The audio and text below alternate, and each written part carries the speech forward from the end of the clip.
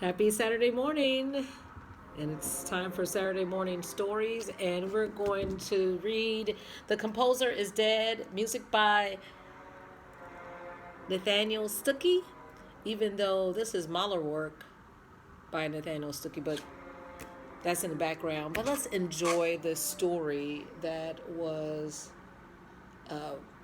And the illustrations are by Carson Ellis. This was produced years ago, and I still have the CD in the book. So later on, I will play it. I guess I never opened it. But let's delve in. If you have ever heard an orchestra play, then you know that musicians are most certainly guilty of something. Where exactly were the violins on the night in question? Did anyone see the harp? Is the trumpet protesting a bit too boisterously? In this perplexing murder mystery, what? Everyone seems to have a motive. Everyone has an alibi, and nearly everyone is a musical instrument.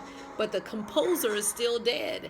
Perhaps you can solve the crime yourself. Join the inspector as he interrogates all the unusual suspects. Then recording featuring Lemony Snicket and the music of Nathaniel Stuckey, performed by the San Francisco Symphony. Yeah, and you can pull this up later on as far as this recording. Okay. The composer is dead. Composer is a word which here means a person who sits in a room muttering and humming and figuring out what notes the orchestra is going to play. This is called composing. But last night the composer was not muttering. He was not humming. He was not moving. Or even breathing.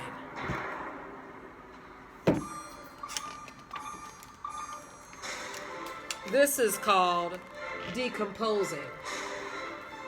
The composer's death was very suspicious, and so the inspector was called in to find the murderer or murderers and haul them off to jail. I will begin by interviewing all the usual suspects, the inspector said, like all people in his line of work. This composer had many enemies lurking in the orchestra. They can lurk all they like, but I will find them wherever they are lurking. Oh, I didn't know it was going to be a murder mystery. Oh, this is beautiful. I will find them if they are lurking in the strings. I will find them if they are lurking in the brass. I will find them if they are lurking in the woodwinds. I will find them if they are lurking in the percussion section. I will find them wherever they are lurking. I will find them. The inspector sounds determined to me. The inspector was a very handsome and intelligent person. Not unlike myself, I swear on my own intelligence and good looks, the inspector said. I will solve this terrible crime against humanity and or classical music. And with an intelligent, if somewhat flamboyant gesture, he reached into his pocket and took out the notebook he used for all the official business. First, I will interrogate the strings, he cried. Strings, where were you on the night in question? The violin answered first. Of course, the violin section is divided into the first violins, who have the trickier parts to play, and the second violins, who are more fun at parties. So he's interrogating the strings. We were performing a waltz, said the violins. We played graceful melodies so the ladies and gentlemen could spin around and around and around until they felt dizzy and somewhat nauseous. This kept us busy all night. Aha! The inspector cried, making a note in his notebook. Perhaps you murdered the composer for making you play so much. Don't be ridiculous, the violin said. Violins are the stars of any orchestra. If we killed the composer, we would have to find work at square dances or in romantic restaurants. That's true, the inspector admitted. But what about you, cello and basses? What do you think? There's a cello and bass. The cellos and basses sighed. Cello and basses are often weary from dragging their large bodies around. The basses in particular are so enormous that they can't even fit onto the taxi cabs without sticking their curly heads out of the window. We were providing accompaniment, they said. You can't waltz. No, you can't. Without a reliable 1, 2, 3, 1, 2, 3 in a triangle. 1, 2, 3, 1, 2, 3.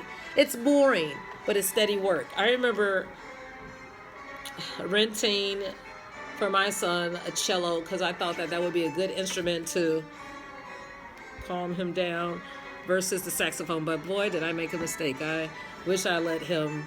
Well, he played the saxophone later on, but yeah, that's just a word to the wise. Follow the heart of your youngster and they'll show you. Even though he made beautiful music, but he just didn't practice that much. All right. The inspector cried. Perhaps you murdered the composer for giving you such boring things to play. On the contrary, the cellos and basses said, we don't feel the need to show off like certain stringed instruments we could mention. Well, I guess that takes care of the strings, the inspector said. Oh, the violas. I forgot all about you. I love the violas. Everyone forgets about us, said the violas bitterly. We play the notes and the chords that nobody cares about. We play crucial counter melodies nobody hears. We often have to stay late after performances and stack up all of the chairs. What?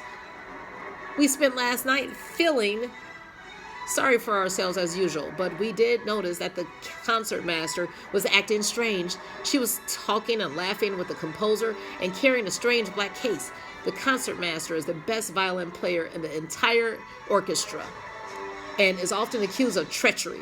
I was talking with the composer about my cadenza, she said, using a word which here means fancy solo part. I'd never murder someone who was giving me such an excellent opportunity to show off.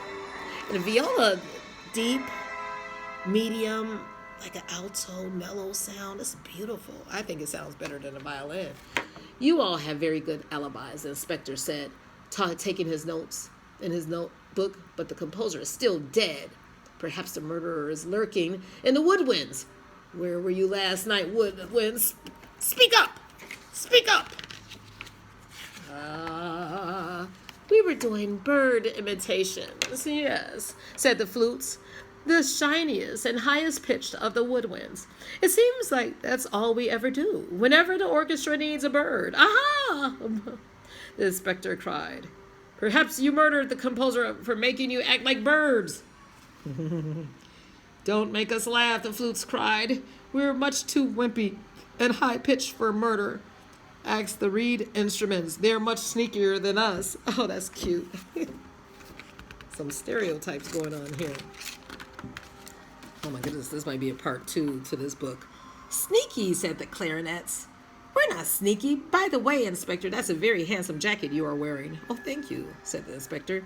Such shiny buttons, said the bassoons. You think so? The inspector said, blushing slightly. And the color is very flattering, said the oboes. Really, the inspector said, twirling around. That's very kind of you to say so. But why are you giggling, flutes? Ignore them, said the first oboe, leaning in close. If I were you, I'd question the brass instruments instead. They're a violent lot. The brass? The inspector said, writing in his notebook. You really think so? You can trust me, the oboe said. Everyone trusts me. After all, I can tune up the entire orchestra by playing an A. You can't argue with that, the inspector said. Brass, what do you have to say for yourselves? Last night was incredibly important for us, proclaimed the trumpets in a boisterous manner, a phrase which here means loudly and with a certain arrogant rudeness. We announced the arrival of the kings and the presidents. When we led soldiers into battle and held a parade when they got home. Our ears are still ringing from all the ruckus. Aha! The inspector cried, making a note in his notebook, and a noise. Perhaps you murdered the composer for making you play so loud.